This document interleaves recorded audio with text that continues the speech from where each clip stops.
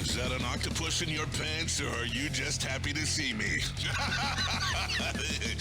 See what I did there? Go Red Wings! From Octopi Experts Woodward Sports. Welcome to Woodward Wings. I am Justin Satawa. I'm joined by the lovely Spencer Raxter, and we are ready to go after.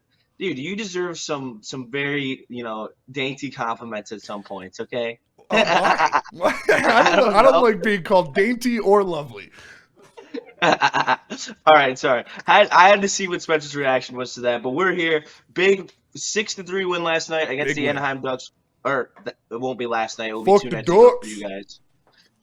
But huge win, put up a great performance. That first line is absolutely buzzing with Larkin, Cat, and Raymond. We got the Sabers coming into town. Spenny will be at the game. Shout your section. Tell me Yeah, I'm what going to be in comes to section what's 117. Me, my dad, and my brothers are going to go to the game, so excited for that one. If you're at the game, come by. We're going to go meet D-Mac for one of the intermissions and say what's up to him, so it should be a lot of fun. Yeah, I mean, I would love to go to that game. Especially with how Buffalo's playing right now. That should be another win for the Detroit Red Wings as they continue on this tough road trip that they're about to embark on against. They have to go play the Rangers again, which honestly, it's better that we play them on the road because they can't win at home for some reason. They can't even score at home. So, favorable 2 matches for the Red Wings. Hopefully, they can find their way back into a comfortable playoff position as right now they sit in 8th. In the Eastern Conference standings. Spencer, how are you feeling about the Sabres? I mean, I think at this point we've made it very clear that we're just hoping they suck so that we can have an opportunity to take some of their players. Yeah, absolutely. I mean, my eyes are on Tage Thompson. Like, it would be really nice. We've questioned, what that top 6 is going to look like already this year with guys moving around, them jumbling the lines. It'd be pretty easy to solidify that if you had a guy like Tage Thompson. Obviously, he's going to be part of the Buffalo Sabres blow up if they do it. And same with Owen Power. I mean, I wouldn't mind having Owen Power as well to solidify that top 4 defense. But if I had to choose between the two, it would definitely be Tage Thompson. Yeah, me too. I think that Tage just settles everything. And then at that point, you really are just have every piece that you could possibly need to just continue to build into the Stanley Cup contender. We're probably going to see Talbot again. Upper Gibson body still on dealing Gibson. with injury. Still no update officially from NEB reporter. A lot of people are thinking that it's a concussion, considering the fact that he got hit in the head twice with 2 pucks. Yeah, I would. That was my original thought. Obviously, he had a little a run-in right before the end of the second period where he looked like maybe could have been a shoulder thing, but he got blasted in the face by a couple pretty nasty slap shots, and the first one really rang his bell a little bit. He had to take the helmet off, and the Zebras gave him some time to chill, but probably just a concussion. He'll probably be able to go and give Cam Talbot the next 2 starts, and then Gibson should probably be good to go. Yeah, and if it's more major, we talked about it last night. We don't want to see Talbot get like some 5-game stretch here. We know that's not how he plays well and how he's effective. Kosa in line would be who we would bring up. Would love to see him get another start. Last year, I felt like the training wheels were still on him. They were playing this shell defense. They weren't really trying to let Buffalo shoot. He only faced 24 shots in that game. I do think now there's going to be a more confident, more smooth Kosa, and when he goes up to the NHL level, I would be extremely excited if this caused us to see a little bit of Kosa, because I know next year Augustine's going to obviously come from the Spartans. He's most likely going to take that AHL starter role with Kosa coming up and backing up Gibson. Yeah, and Kosa's dealing with a little injury himself right now, but that'll probably clear up pretty fast if he gets the call from Steve Yzerman saying, hey, it's time to come up to the big club. A Grand Rapids injury is not the same thing as a Detroit Red Wings injury, so I'm sure he'll be good to go if he's called upon. But yeah, I think Kosa, we talked about it a little bit on the post-game show after the Ducks game, that Kosa's playing like he knows Trey Augustine's going to be in this organization next year, because he's had the best start of his career, and it's not even close. His pipe-to-pipe movement is a lot better. He's looking a lot quicker and more nimble. in the net. So he knows that kid is getting ready to fucking come up, and it could be very fast. Like Kosa's tenure for the Detroit Red Wings could get snatched pretty quick when you see a guy like Trey Augustine ready to go. The way he's playing for Michigan State right now is just he's the best goaltender in college for the third year in a row. Like the guy's an absolute monster, and I'm excited to see him get some time in the A next year before probably coming up pretty fast. Yeah, and it seems like because we were talking about it all off season, and there's no scenario where Costa's going to be ready this season. Like that was apparent last year when we saw that. So we were talking about how do you get to your prospects? Like how do you actually make a bridge to them? And we were trying to figure that out, and then obviously we got John Gibson, which ends up being the perfect answer. To have Gibson under contract for one more year after this one to solidify your goaltending to like because it's going to go Gibson Kosa and then probably Kosa Augustine. Yeah. Because the difference in the way that Kosa came in as a prospect and Augustine came in as a prospect, Kosa has been spending the last few years with his movement, trying to make sure that he can move side to side and not just be a feet in cement type of goalie, where Augustine is kind of more of a jitterbug. He can fly around the net. He's so fluid. He's so fluid, and he's great shot tracking, where I only expect him to just be getting used to playing at that level, not actually like making these major changes to the way that he plays the game. Yeah, it's just the timing and the physicality and the forcefulness of shots is what he's going to have to adjust to because, like you said, he's already got the post-to-post movement down. The guy flies around the crease, and he's going to need to – I mean, it just goes from seeing 80-mile-per-hour slap shots from college guys to 95 to 100-mile-per-hour slap shots from NHL guys. So he's just going to have to adjust to that, and that's just a little tweak to his timing and a little bit more preemptive strikes and stuff like that. So that's something that he'll learn fast. It's much less of a learning curve from Augustine than it was from Kosa, but I'd love to see Kosa get some legitimate time with the NHL, like with the Red Wings this year, because I don't know if there's much more that he can do in Grand Rapids. Like it's not the level of talent that he needs to see. It's not the jump that he needs to see. Like you said, it's just his movement. It's him being more fluid. So that's something that you're going to have to learn either way. And I'd like to see him get some time with the Red Wings this year because, like you said, it's probably him and Gibson next year that are trotted out as your two. And it's really, really important for him to get more. Obviously, he had the one game he came up here. He won. He came in relief, and he got the win, and that was awesome last year, and then he got sent right down. So hopefully he gets, a week where he gets to make a couple starts. He gets to make, maybe 2 starts before Gibson comes back. We'll see. Hopefully Gibson isn't even injured because he was playing damn good before he left that one, but if Kosa does have to come up, I hope it's not just in an emergency situation. I hope it's where he can actually be in line to get a couple games. Yeah, I absolutely agree. Another update for you is Carter Mazur sustained a lower body injury last week, and so that would throw his timetable for being a Red Wing back again. Is it getting to a point where is this just bad luck, or are we seeing kind of a little bit of a Band-Aid situation here with Carter Mazur? I think we're seeing a Band-Aid situation for sure. Like, I mean, bad luck is bad luck, but now he's consistently injured every time we talk about him, and that's not good, especially when you're trying to come up and play in the more physical NHL. And so things aren't going to get any easier. You're not going to be taking any lighter hits, so he's It sucks that some guys are just injury prone, and I don't want to put that on him yet, but it's hard not to with the way his career has unfolded so far. And it sucks because this is a guy I really want to see get some NHL minutes at some point this season, and I was thinking it was going to be sooner rather than later.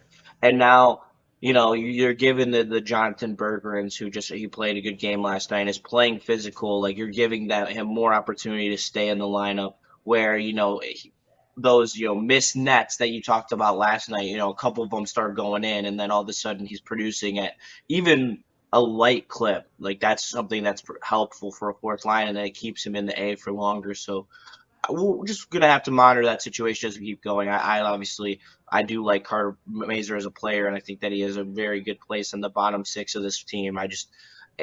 We're getting to a point where he's got to stay healthy.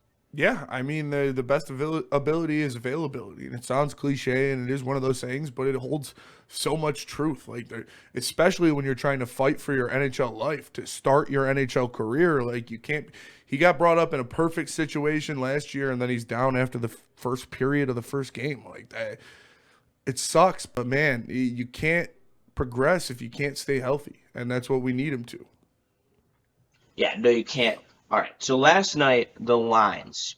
I didn't really like them. I'm not gonna front. I Which don't one? The third line? the second and the third. Yeah. The issue is you are missing a player. Like you are missing someone. There's no way to like you have to have either JT Comfort, Andrew Copp, or pretty much just those two in your top nine. Same. Like there's not really another option. And I think putting Danielson in a situation where he can be the offensive workhorse for his line would be beneficial.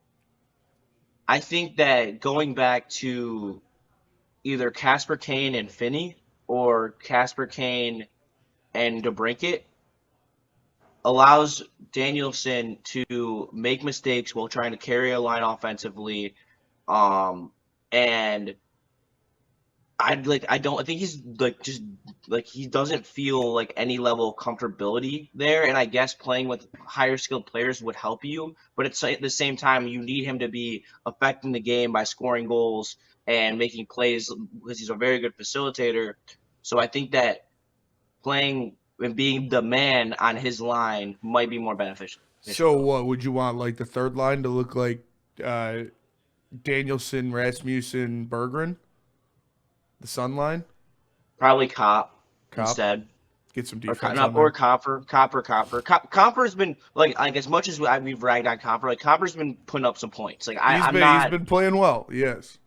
I'm not gonna be a stick in the mud on that regard. However, like I do think that might be helpful for him to be able to just go out there and be free willing making mistakes. Where when he's playing on that second line, or if the third line has Casper on it, like they have a role on the team. Where his role, where his line can differ from that, is where he has to go out there and he has to make the offense for his line Yeah. because he's such a high skill player. I feel like we haven't seen any of the high skill that we have known Nate Danielson to have. Like I know that we profiled him in the playoffs last year where he kind of got pushed around. He had a tough time adjusting to the physicality. But at the end of the day, he's still a high skill player. He's a very good passer. He's got really nice hands. So honestly, I bet if you asked the team, they would tell you he has top 10 hands on this team, even as a rookie. Like he's got some disgusting mitts. He's got a wicked shot. I haven't seen him use his shot at all. He's got a really nice toe drag release. I don't know. I'm just trying to find ways to think about how he can get going. I think that what hurts him is we only really have one true goal scorer on this team. Like when you Alex DeBrincat is the only true goal scorer that you have on this team. And, like Raymond is a facilitator, Patrick Kane is a facilitator, Marco Casper is a facilitator, Dylan Larkin is a facilitator, and that's what Danielson is as well. So Danielson needs somebody on his line that could be a goal scorer and allow him to create a lot of offense and then have someone bury it in. So maybe you ask Patrick Kane to be more of a sharpshooter, but I don't know if if putting him on the third line would be beneficial for his growth because that's forcing him to do everything, and I don't know if you want to put that in the lap of a rookie. No, I don't necessarily either. It's just like when the fourth line is outplaying your second and your third line, that's an issue. Like at what point do you just go with a standard second line? And then you jumble the third and the fourth, like it's just, I know McClellan is trying to figure out what's going to work, but I don't necessarily like going away from what what was going on because they were still a third expected in goals. Like there still was a debate that it was working. Like they were getting shots, they were getting good opportunities. And last night you saw it, they regressed to the mean that they should have been scoring more goals and they got to the net. And that was the factor that made them take that jump back to where they expected to be. So I don't know. I know it worked last night, but it worked last night because the first line played so well. Yeah, and maybe he was doing that to jumpstart Alex DeBrincat, to put him with Lucas Raymond and Dylan Larkin to give him the best opportunities to put pucks at the net. And I'm fine with that because obviously Alex DeBrincat has had an insane amount of opportunities but hasn't been able to bury them. So you put him with those two guys, he's going to get fucking 6 shots in the game. He obviously did. He ended up with 2 goals. So hopefully that's what their thought process was, because I personally like the top 6 how it was to start the season when you have Finney, Larkin, Raymond, and then Casper, Kane. I think that's your best top 6. And then, like you said, you could throw whatever you want to do with that third line. You put Danielson there with Comfer, maybe with Rasmussen, and we'll see what happens there. But I think you can't cater to all of your rookies. You can't be like, okay, we have to make sure everybody has somebody on their line holding their hand. You can only do that with one of them, and because you still kind of got to do it with Casper too a little bit, and so you have to put Casper and Emmett Finney, I think, in the best scenarios to have success. And then it sucks to say it, but you kind of got to throw Danielson to the fire, and he's got to be a guy that can get on that third line, maybe with a Comfer and a Rasmussen, and direct that line and give those guys some opportunities. But I like solidifying your top 6 how it was. Obviously, it worked last night, but we'll see what happens going forward. And if you don't have enough offense, when do you think about bringing up ammo? Oh, man. He's got 12 points in 10 games. He's +6 on the year. Who would you – I mean, that's you got to get rid of a Cop or a Comfer at that point to bring him up. I don't think so. I think that you send Bergeron down? A Bergeron, a Soderblom. I mean, I think, honestly, Soderblom's a guy who might, benefit from going down to the A and playing on their first line for a little bit. I wouldn't be mad at that. I think that he shows so much offensive upside out every 3 games, and now he's riding the pine. He's played 2/3, I believe, of the team's games. And with every time that Bergeron steps in the lineup, he seems to be producing. Yeah. I would not be surprised if that's something that is got mulled over, because Soderblom, he has such a high potential, but he doesn't get to he doesn't hit enough. He doesn't get in front of the net enough. And when he shows off the filthy mitts, I don't know. I feel like there's just a level to his game that he could reach, and maybe sending him down to the A could be how you. I think Soda's most effective if he's a part of a top line, or he is a part of the number 1 power play unit, because his skill set to stand in front of the net with hands that he has and to do what he can do, to have elite players around you, would bring out the best in him. But obviously you can't do that with the Red Wings lineup how it is. He can't get those type of minutes because you do have to earn it as well.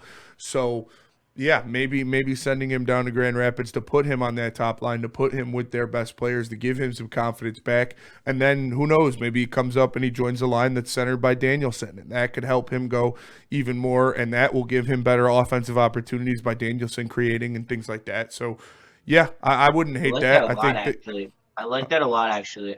Danielson was Soderblom later in the season with – you need a shooter, so probably Bergeron, Danielson, Bergeron, Soderblom. I don't really hate that. MBN, if he finds his way back up here. That would be best case scenario for me. I think that is a beautiful line in the making, and an insane amount of potential. If you've got the shooter and the physical guy in MBN, you've got the big net front presence with some hands in Soda, and then you've got Danielson running around making things happen.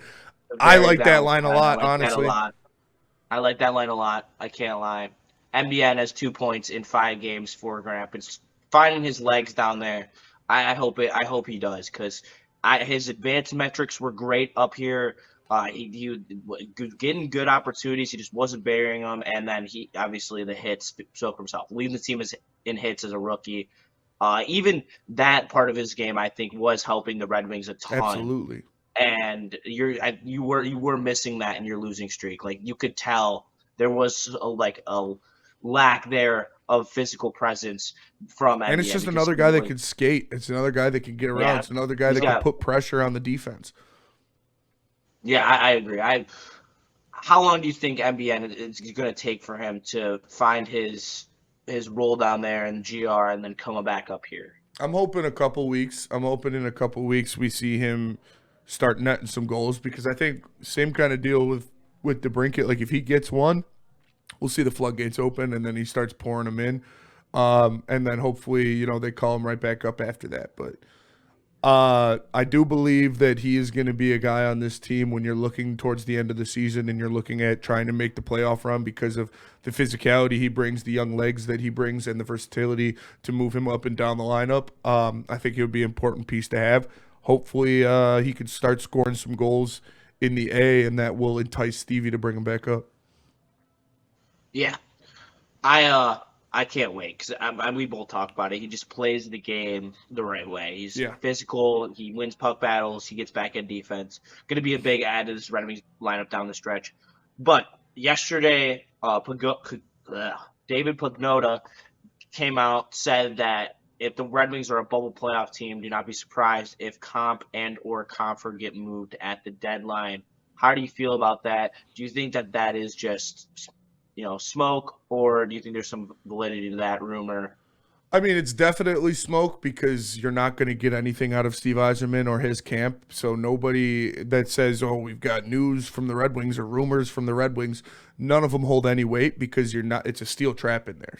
DMAC doesn't even know what's going to happen. So like you're not going to know what's going to happen, but that is, I mean, we've been talking about that. We talked about that all offseason. That was our whole plan as well. It just makes sense to, whether you're going for a playoff spot or not, to get those guys off the books and to free up some spots for these young guys and to go full send in the, like, look at what's going on with teams like Montreal and teams like Anaheim that have fully committed to the youth movement and that have 4 or 5 guys at like 22, 23 and under on their lineup. Like, they're playing fast up and down. So I think that, when the deadline comes around, I wouldn't be surprised. They probably hold on to one of them, but I wouldn't be surprised if one of them gets moved, and then we see, whether it be an MBN, whether it be whoever it is to come up, a young guy to fill that spot, provide you some more youth, some more legs to try to make the playoff push. Holy crap. What? Oh my god. I just found the... Is that a good holy crap? No, it's not. This is the advanced metrics on the Red Wings 5-on-5 play from last night. The worst line by far was Spinny Kane, and they had a goal percentage of 14%. To put that into perspective, Yikes. Raymond Larkin to break it had an 80%. Yeah, And I mean, Danielson, Casper, and Appleton had a 60%. But you don't even need the advanced metrics for that. No. Like, they looked flat. They didn't look like they had any chemistry. JT Compher can't be in your top 6, dude. No, he cannot. Like, that either needs – because Finney's also a center. Like, I know he hasn't played center in the NHL, but he was drafted as a center. But I'd rather have Danielson in that spot. Danielson there, yes. Yes, but at that point, why not just put Casper there? Like, we know he can play top 6 minutes. Like, I don't know what – like, I understand you're trying to help Danielson. You're trying to find a way to give him some help. Like, I get that. I understand it. It's important. However, you can't just leave Patty Kane on an island. Best for the team. Yeah. Like, that line sucks. That line does suck. And I mean, it's old men who aren't very skilled goal scorers. Like, it's not going to provide good results. So, yeah, I would like to see Casper back in the top 6, or Danielson. I mean, maybe you're just doing it because it's early, but I can't find a reason to believe why JT Compher should be in your top 6 instead of one of those guys. Yes, absolutely. And I just had it. Oh, yeah, ASP. ASP got benched for the final 15 minutes of the game last night. I just wanted to go over that again. Do you think that this is a trend that we're going to see in the latter half of this road swing, where we have a couple games against some playoff teams where, close games? Obviously, if we're losing, I do expect ASP to play. But if we're holding a lead, do you expect this to continue where ASP is sat down? Obviously, we agree on Edmondson and Sider being out there every other shift. Yeah. But do you think the rotation should include ASP? I agree 100%. I think that if you see a game where you're up a couple goals, then ASP should be on the bench. I think we're going to continue to see that, and I think it makes a lot of sense when you look at if you're maintaining a lead, there's no need for him to be out there. You can put Evanson and Sider out there and stagger them with your veterans, with a Sherratt, with a JBD, with a whoever you have, guys that are going to play more physical, win more puck battles, and be able to dig stuff out of the back of the net. So, yeah, I'm not mad at it. It's just what he is right now. Obviously, he is – I don't want to call him a defensive liability, but he's not the best defensively, so I'd rather have the other guys out there. If you got a 2-goal lead, there's no point of putting him on the ice personally. I agree. I think that because there's plenty of chances for him to grow defensively, not at the last 10 minutes of a game. Like, I think that when you could just be put in a position where you can make mistakes in lower danger situations and can be played free. Like, it looks like he's holding and pressing a little too hard on defense. I think that when that puck trickled through his legs in the 2-on-1 against Anaheim, I think like that's a play. Like, he has good enough hands and good enough like hand feet or feet eye coordination, because I think he should have been able to kick that. I think that he's just not feeling as confident as he could be, and I think that this is going to help him in the long run, because he's going to be able to not have to be in those high leverage situations causing his teams win and losses. Yeah, I mean, he's young. He's still learning how to play defense in the NHL, and that is not something you can just learn overnight unless you're this super duper freak. And he looks good offensively. He's getting more comfortable there. He's getting up in the attack. He's getting some second power play minutes, so I'd like to see that. But, yeah, no, they're playing him to his strengths. They're not going to put him out there. If you're up 3 and you know they're just going to be attacking, and dumping the puck in and trying to go after it, why would you have him in there? Put a bigger body in there that can fight and hold their own behind the net. It makes all the sense in the world to me. Let's go beat Buffalo. Let's go beat Buffalo. Got to take care of Buffalo. Got to shut down the middle of the ice against Buffalo. Obviously, Tage Thompson, some of their bigger guys like to live in there. You can't allow guys to just park in front of the net and get some tip-ins. And that they did a good job of that against Anaheim. They were not letting guys just sit in the crease. They were not letting guys sit in front of the goalie without getting whacked. So if they continue to do that, and if Cam Talbot's on his P's and Q's, they should handle Buffalo pretty easily. Playoff meter before we go. 5. All right, I'm still at a 6. I really like the advanced metrics. The advanced metrics and the fact that the PK has been really good. Really kind of is like tickling me down there. I can't lie. It was huge to get a couple goals in this game on the power play. Obviously, you're 0 for 13 coming into this one. Hopefully, if they get the man advantage against Buffalo, they take care of business, because if you have a bottom third power play in the NHL, you're probably not making the playoffs. Yeah, now though. Showtime. Come on. Dude, did you hear that story of Brady Tkachuk? Honestly, their pod's pretty funny. I saw the clips of it. If you didn't know this, Chucks have started a podcast together every Wednesday. And Brady was talking about when he was playing against Patrick Kane for the first time. And it was an 8-7 game, and Patrick Kane scores a hat trick, skates right by Brady, and goes, "That's showtime." So much aura. Oh yeah. My God, I love Patrick Kane. Kane's the man, dude. Hopefully he nets one. Alex DeBrincat, anytime goal against Buffalo, smash it. I'm putting my life on it. Let's go. All right, this has been Woodward Wings. I'm Justin Satawa. That is Spencer Raxter. We'll be back on Tuesday for the post-game show against the Seattle Kraken. We'll catch you in the next one. Have a great day. Peace.